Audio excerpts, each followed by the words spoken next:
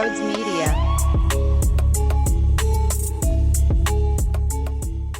What is going on, everybody? Welcome on into Sports Talk with Broads. I think it's time to mix in the birds. No, it is due. They are on the clock. And I want to put you in a certain mindset before we establish anything.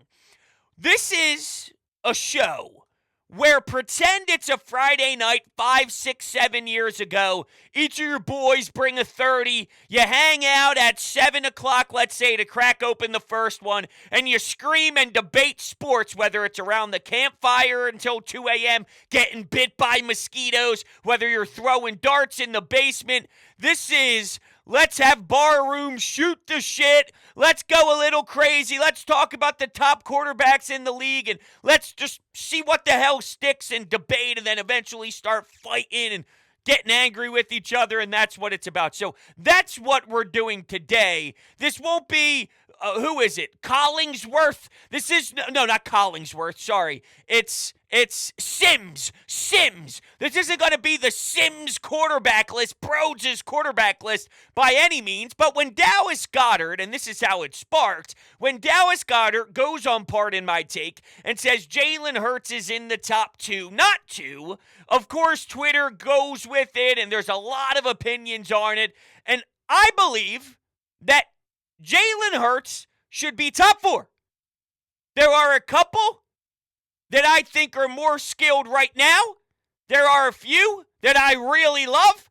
But that's no knock on Jalen Hurts, the separation when you're in this tier. And really, Pat Mahomes is on an island. Nobody makes sense like Pat Mahomes. Even Tom Brady, the winningest quarterback ever. The guy goes to the Super Bowl more than he breathes. The guy goes to the Super Bowl more than he gets to bang a hot-ass model. Although they are divorced, I'm sure he's just fine. I promise you. My point is, the guy gets Lombardi trophies every single year, it seems like. And Pat Mahomes' skill level, multiply it by 85 trillion. There's Pat Mahomes. What's underneath of that? What I have is Joe Burrow. I think Joe Burrow is a different cat. So is Jalen. But Joe Burrow and Aaron Rodgers deserve the nod now. That doesn't mean I'm glued to that forever. That doesn't mean I'm not willing to change this. If Jalen Hurts does that again, if Jalen Hurts carries this team as aggressively as he did to get to the Super Bowl, then by all means, I'd be pretty quick to change things around and let's start maneuvering my board. Joe Burrow has done it while getting sacked every snap. He had no offensive line. I'm not discrediting Hurts for having the talent, for having a healthy left tackle, for having a right tackle that's willing to fight and compete through everything. He's hopping around on one ankle, still doesn't allow sacks. So he has a very powerful unit. He's got awesome weapons, and I'm not diminishing his greatness because he's dealing with that, but I thought it was special when Joe Burrow was working and grinding through the playoffs with being suffocated within seconds of the ball being snapped. It was unbelievable.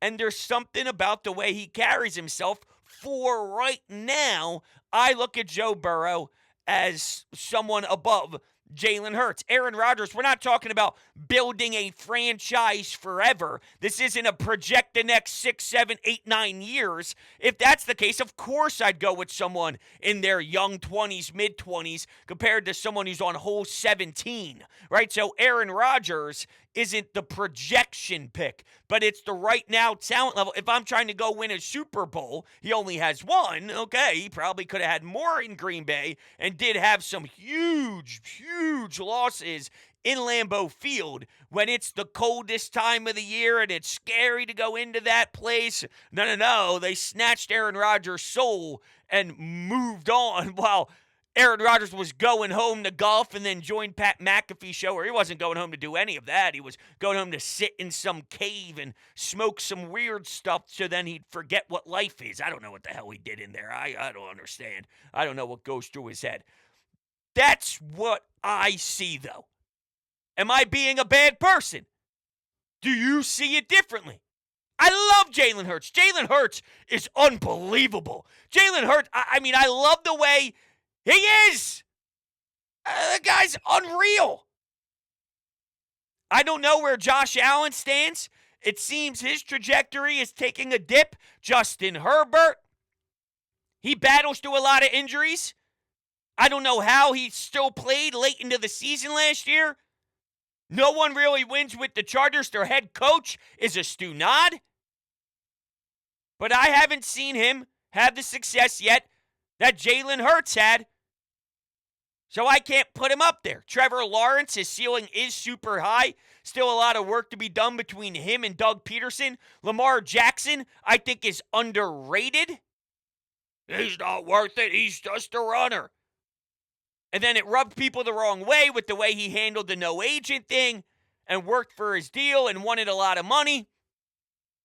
Deshaun Watson, I'm just throwing you names. I don't know. Jordan Love, Tua no, Dak no, Fields no, Trey Lance no, Russell Wilson, I don't think he's as bad as what was on display last season with Nathaniel Hackett.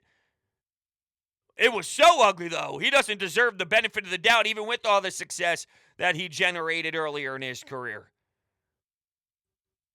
He makes his teammates set up appointments to go talk to him. That doesn't resonate in the room. That doesn't get the full team on board. I'm like, who the hell is this guy? Matthew Stafford, outside of the Super Bowl year, it's a lot he was dealing with. Now the head coach doesn't want to coach, doesn't want to go through a rebuild, takes it anyway. I think he was being called some names and realizes how bad of a look it was. Then he takes the job back. Crazy. I don't think I'm nuts for where I put him currently. The board moves. It's not glued. Think of it like the March Madness bracket. When you win in advance, you take your name off the bracket and then you move it to the next one. Unless it's one of those where you just continue to write the name. But you see the guys in the locker room after the game, they're pouring water on their coach's head. They're jumping up and down. Maybe do a little Kansas State, little baby. That was before the game, wasn't it? It was. Go to lunch in the Jewish community. Oh, it's great. It's phenomenal. It's fantastic. Great work out of them during the tournament. But when they're in the locker room, they take it and they move it to the next one. This board of mine, this hypothetical board, if something starts to maneuver through in the regular season, I will then take Jalen Hurts, plop him above Aaron Rodgers in New York. I could plop him above the Cincinnati Bengals and Joe Burrow. I don't know if we'll ever get to the point where you're leapfrogging Pat Mahomes. Oh, to think that him and Andy Reid get to work together. That is one of the scariest duos in football history. That's how lethal it is. One of the sharpest minds with a headset on in Andy. And the most skilled? That I can't imagine seeing anyone better? What in the world is that going to look like? So, to tie this together with Thursday's edition of In and Out, and if you did not listen to my show that I uploaded yesterday, In and Out is something that I'm doing on social media. So make sure you go to Twitter, follow me at Broads81. We're incorporating a lot of cool stuff there, interaction, videos, polls. So definitely go over there and do that. But my first question is, and In and Out, the way it works is you're either in or you're out on the statement. You're confirming or denying the statement. Jalen Hurts is the second best quarterback in the NFL. 57% are in on that statement. Now, we are biased because a lot of my followers are diehard Eagles fans, so you're not getting that objective view. 43% are out. We have a combination of over 1,000 votes total, so thank you so much for everyone who spent the time to go out and vote on the Twitter poll. But I think that it needs to be viewed with some sort of skew because he's our guy. You defend your guy. He's got a lot of swag. He hasn't said one damn thing wrong because he's so polished. He's so mature. He's maturer than some 70-year-olds who's got so much time and has been through so many experiences, yet Jalen Hurts, man, he's built different. Magazine covers, you name it, he's got the look. He's got the personality to back it up. We love him. 57%. Question 2, or statement 2. These are not questions. Statement 2. Brandon Graham will record double-digit sacks. 68% are out on that statement. I don't think he's going to get double-digit sacks either. And I'm voting out on the Jalen Hurts is the second best quarterback in the NFL. I'm going out. I have him 4 right now. He could be 3. He could be 2. You can make the reasons for all of that. Sometimes someone throws a name out. Okay, the Michael Jordan, LeBron James debate is the most perfect example. You might not like when a youth or a younger one talks to someone in their 50s that watched Michael Jordan through the 90s and saw what he did for the game outside of just the United States. He was a global phenomenon. What happened with the Chicago Bulls? These two eras, they will constantly bang heads on the debate, but you can absolutely 1,000% make the argument. All-time leading scorer. Look at the assists as well with the record books. Look at the rebound. Look at everything. Look at the longevity. Look at the championships. Look at the straight NBA Finals runs where every year you could write it in Sharpie. None of this erasable crap. You could put tattoo. I don't want to hear that you can technically label the tattoo off or get a cover-up. You're getting full-on ink in your body. LeBron James, NBA Finals. LeBron James, NBA Finals. LeBron James, NBA Finals. It was a no-brainer lock. I'll never forget Cleveland Cavaliers versus the Golden State Warriors will rematch in the NBA Finals. Was so heavy the favorite that it was either that matchup on sportsbooks or any other combination in the league. In the league, think about that. I want you to think about that. The odds for the championship before game 1 even tipped off was it'll be Warriors-Cavs again or any other sequence. That's absurd. You can make the argument. You can make the argument with Jalen Hurts for more than top 4. And I got no problem with that. I'm just keeping it 100. Sometimes people reach out after you do this for so long and they think you're just making crap up to try and get everyone aggravated and to get a reaction. No, it's never happened in my life. What I think that is crap. I take pride in this. There's actually something to the craft. It's not super simple for 30, 40, 50 minutes for 4-hour shows to just turn a microphone on and then talk sports. There's a craft to it, and I respect that craft. There's some in this industry that just know where the portion of the fan base goes and then automatically picks the other side, doesn't actually believe it whatsoever, but they know what they're doing. I don't respect that at all. Everything I say is from the heart. Everything I say, I have real opinions on, real feelings about, and I'm passionate about it. I'll get loud about it. I don't know if that's breaking news or not. I don't know if that's going to surprise you. But maybe my voice decimals hits a certain spot. Think if you're at a baseball game and they say, louder. They start to bang the drums. Louder. Bang the drums. And it shows you where the volume is. I guess maybe the Flyers would do that in the Wells Fargo. Sometimes mine might rise to a level that's a little bit toxic. But it's because I mean it. That's how I feel about Hurts. I hope I don't upset anybody. But it's real and it's raw. Top 4. You got top 4 quarterback right now. With improvement coming your way. The relationship between him and Brian Johnson. Sign me up. Let's get to that statement 2 now. Brandon Graham will record double-digit sacks. I am also out. 68% out on this.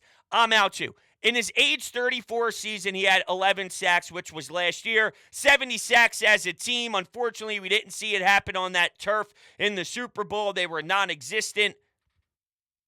The things I would have done to see that game on a field where you can get your D ends and D tackles to get the pressure that they provided throughout all of the regular season and then in the postseason too. But in 2020, he had 8 sacks. Remember the Achilles injury though, so that is in play here, which makes it even more magnificent that he gets himself 11 sacks. 2019, 8.5 sacks. So, if he is going to have another strong year, which I do believe there's more in the tank for Brandon Graham, it's probably more 7, 8. Let's say right now, I can tell you BG will follow up last year's 11 sacks with 7.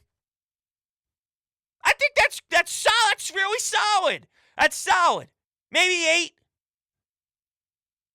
Anything more, I'm giving him a huge hug. I'm giving him a huge hug. Dude, again? I didn't see it coming. I think at his age, for how much miles is on the tires, I can't wait to see Jalen Carter, Nolan Smith, Hassan Reddick bouncing right off of where he left off last season.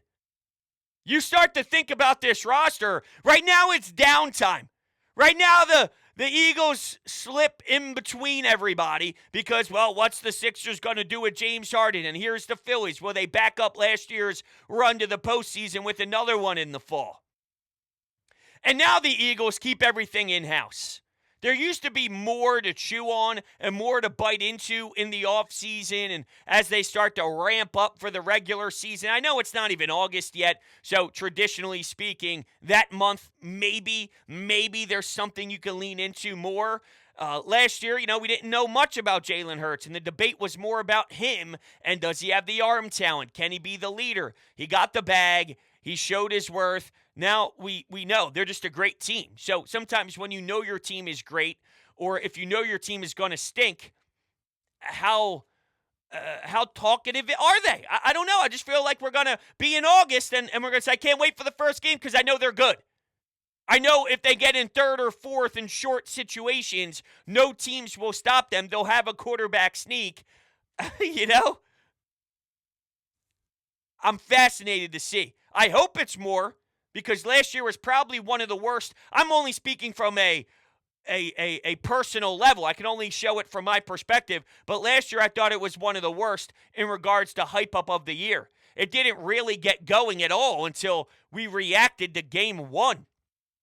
Everything was inside. Everything was internal. Now that Howie Roseman is the legend and he seems to have the entire fan base back on his side, so I think, right? I mean, you're not going to tell me that there's seriously anti-Howie people right now, or anti-Howie. Are the ones that hated him and wanted him fired and needed him gone, have they made the transfer over? Which is okay, by the way. When you gather new information and you go from J.J. Arcega-Whiteside, even though that was a Jeffrey Lurie pick, and Jalen Reagor, and bad picks and bad selections, to super sharp manipulation with the money, that's always been a part of Howie's DNA. But when you put that together with Devontae Smith and with Jalen Carter and how he was able to get Nolan Smith too in the first round, there's a lot of nice things. As you gather new information, you start to shift. But I do know there's always the few that are afraid to fully commit. They feel similar. I don't see the connection, but I think it's easy to visualize. So Jonathan Gannon was a fraud and a loser. I don't care what the stats say. He was a loser. He was soft. He coached like a bitch. No way anybody respected him. And you're seeing how the Cardinals are already operating since he became head coach. They smell like garbage to me. They smell like a mess. So no matter what the success rate was, I wasn't buying it. I think there's a good portion of Howie haters that feel just like majority of us felt about Jonathan Gannon with Howie. I don't think he deserves that level of disrespect. I think they're on two different playing fields. Howie has already proven that he's one of the greatest general managers in the league right now. Just because Gannon had that success last year, the players, see, with the coaching, the players can do more for you than the coach. When you're the general manager, well, if the players excel, the player excels. If you draft someone and Devontae Smith goes and dominates, isn't that Devontae Smith dominating so the selection for Howie Roseman looks good? And if that player dominates for the defensive coordinator, and you're saying you're taking away a lot of the praise that the DC deserves because of the talent, can't you say the same for the GM? I guess you could, but there's so much more that goes into the general manager side, and logically speaking, Howie Roseman's thought process is a recipe for success. Now, he may miss here and there, and there might be some holes within it, but 98% of what Howie Roseman goes after is a structure that logically makes a lot of sense. Not Gannon. No. Not Jonathan Gannon. No one can convince me otherwise. All right, and the final in or out of this program. Sidney Brown will start over 6 games his rookie season. Wins 56% of the votes believe in Sidney Brown. I know they like Sidney Brown, and part of this is because it's not like they have something absolutely stellar that he has to compete with. I like Edmonds. Playing with Mike Tomlin for a couple years, he doesn't play around. It's not about BS with him. You know what you're getting. It's all business. And I actually saw a clip of him recently speaking to the locker room when he was going over what it means to be a Steeler and how you have to handle yourself and the way you hold yourself accountable and the way you go to work. And I started to get the chills. I'm like, dude, I would love to fucking play for Mike Tomlin. I swear to God, my adrenaline would be through the roof and I'd be nonstop shaking on that practice field trying to show him what I'm all about. But yeah, I mean, Edmonds, I think, is a respectful name. I think he's a guy you could plug in there to help hold the fort down and even do more than that, because Reed Blankenship is really more of a hold the fort down guy. I think Edmonds is a lower tier starter, but still a starter. They like Edmonds, and Edmonds comes with attitude. I want to read to you. This is NFL.com's prospects page, and this is his strengths when looking at some of the combine results and some of his next-gen score breakdown. His athleticism, it was an 89, which for the 2023 combine defensive back rank, that comes in first for a score breakdown. His strengths: compact frame with a densely built lower half. Posted 10 career interceptions with 6 in 2022. He uses force to slow tight ends' routes release. He exploits the crevices as run defender in the box, steps downhill to create a firm edge against an outside run, and he plays with solid anticipation and build-up speed. Some of his weaknesses: tightly bound in his hips, struggles to stay connected in man coverage, below average change of direction quickness in space, urgent charge to throw leads to imbalance in tackle attempts after the catch, and ball carriers slip from his grasps too often.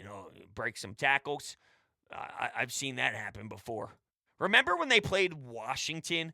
Was it Jordan Reed? No, it wasn't Jordan Reed. Was it? No, wasn't it a tight end?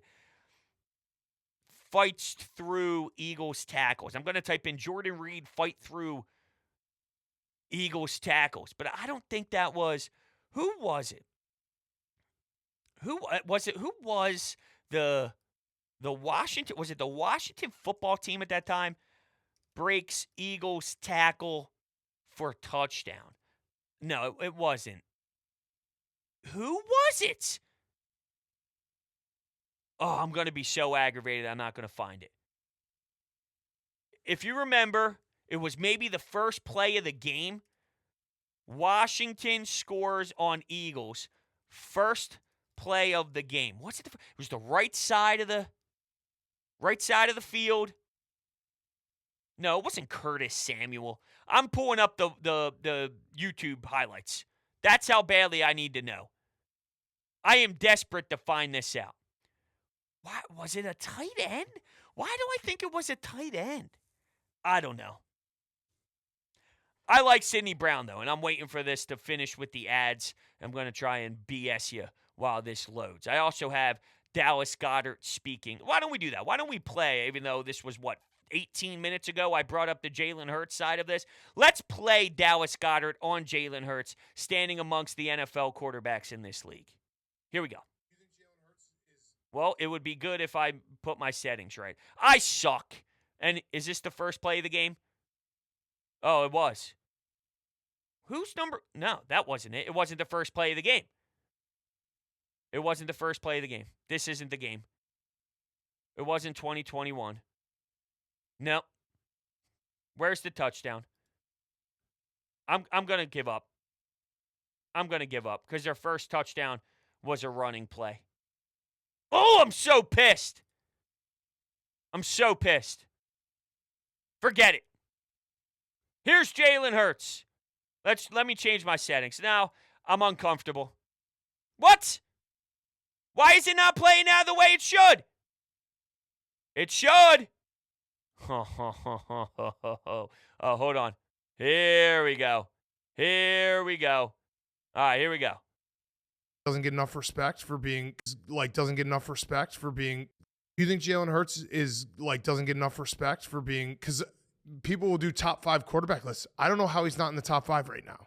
Yeah. A lot of those lists are just people are trying to get likes or whatever. Okay, be careful. Be careful. Be careful. No, what I'm saying. What I'm saying. Describing our job. We have a job to do. We're impartial about it. We don't come and catch footballs. Jalen has to be at the top. Yes. And if you don't, you're just trying to use his name. Okay. That's what I'm saying. Okay, got it. I'm not the dogging making the of the list. I'm from Philadelphia. He's number one. Right. The making of the list is a really honest profession, and that you respect. You can say he's got good talent around him. No, he's a dog.